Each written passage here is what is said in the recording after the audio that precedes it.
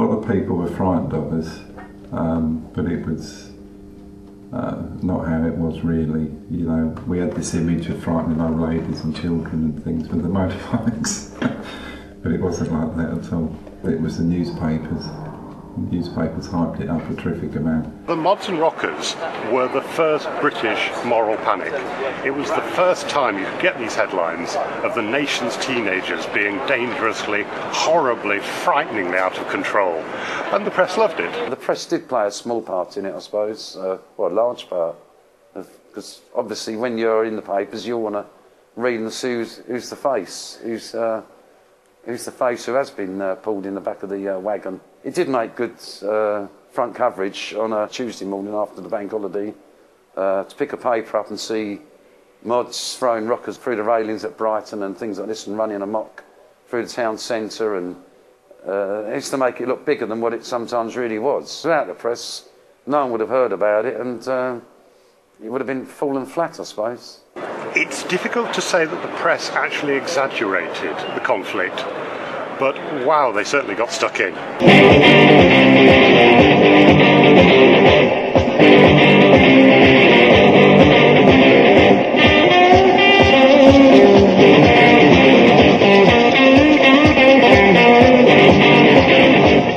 was very little going on in the news at that period. You know, there were no particular wars. It's before Vietnam. Suez Crisis finished in the mid-50s. I think they were just short a copy.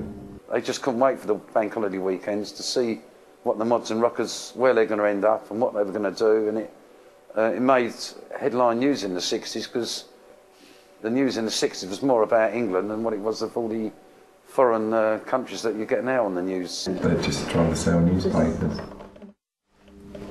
Simple as that. There are stories that press photographers went down bank holiday weekend and there'd be nobody running around, there'd be nobody shaking their fists in the air, and they would distribute £5 notes and say, look lads, can you just run along there and shout a lot? And that's probably true. If you were that age and your image was being built up in front of your eyes and you were asked to play up for the cameras, you would. Of course you would.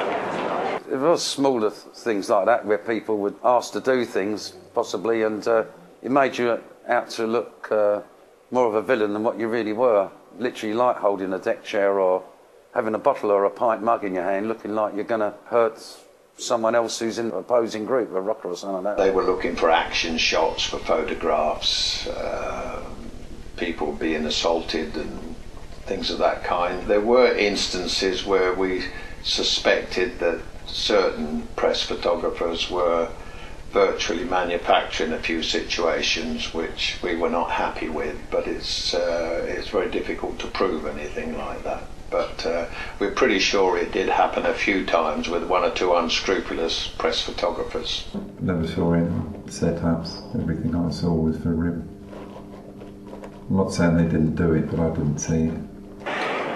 It was most certainly stoked by the press, certainly after the very first fracas on the beaches.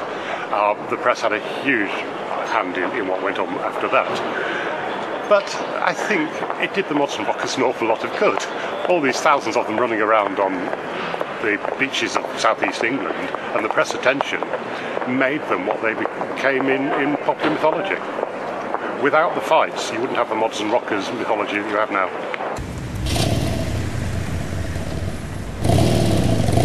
Here in Carnaby Street, as in other big cities, the shops who are catering to mod or modish fashion fall into two groups.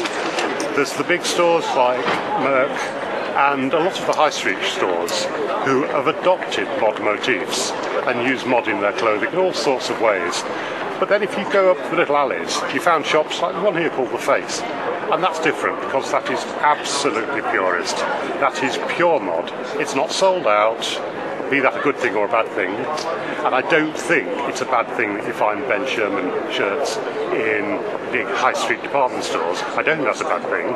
But there is still room for the purists. And yet at the same time, the tourists who'll flock here will go straight to Ben Sherman or straight to Merck, and they'll get off the peg mod solutions.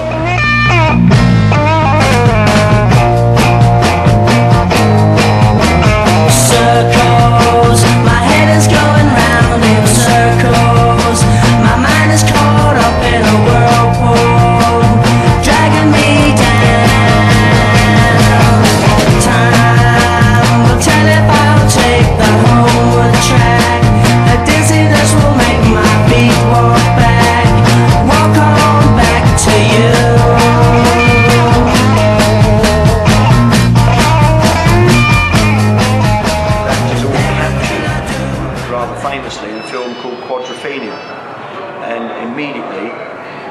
Brighton is then not just a piece of news in the UK in the 60s, it's then transported all around the world, is ultimately one of the things that bring people to these shores and bring people to this cafe and bring people to Brighton. Quadrophenia, of course, was the film that personified the mods and rockers of the day.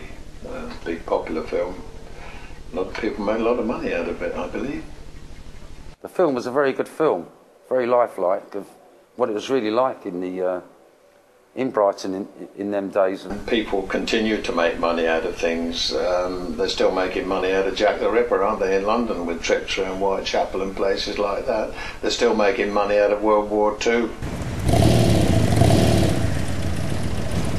At some point in the mid-80s, guys who'd been there the first time round appeared out of nowhere, looking, yes, a little older, but otherwise still the same, still in the black leather jackets, still wearing the quiffs, still riding the Tritons.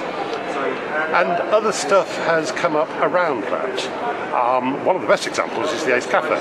It was at the tail end of '93 that a much older friend of mine who used to come here, he said to me, did I know that Ace shut in September '69? I thought, next year, '94, it's 25 years since it's closed.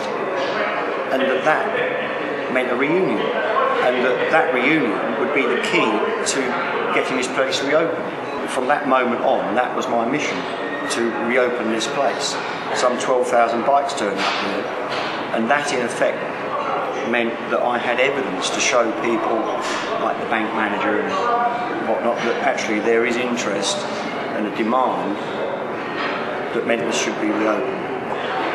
There's a host of things that we sell, and that includes jackets, sweatshirts, t-shirts, stickers, badges, patches, and it's all as a consequence of people seeking to identify with something. It's no longer simply as a statement, I've been there, I've got the t-shirt. Put simply, what they're identifying with is that heritage of the mods, rockers, speed thrills, etc. Well, I can walk down the street, Brighton or any other local town, and you can spot an old rocker, but you can't spot an old mod. The mod scene seems to live on more than the rocker, and it just lives on. At the time, you know, we were just growing up as teenagers. We didn't realise it, but I mean, we were part of a little bit of history.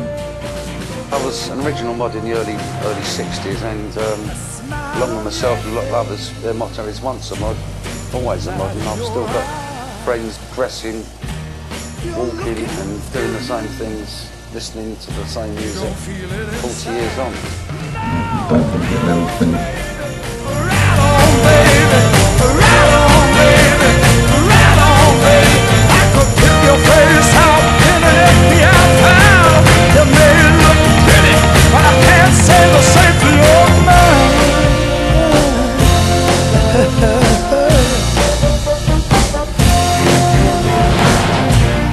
Walk up to me, yes you did now. Try and look so shy.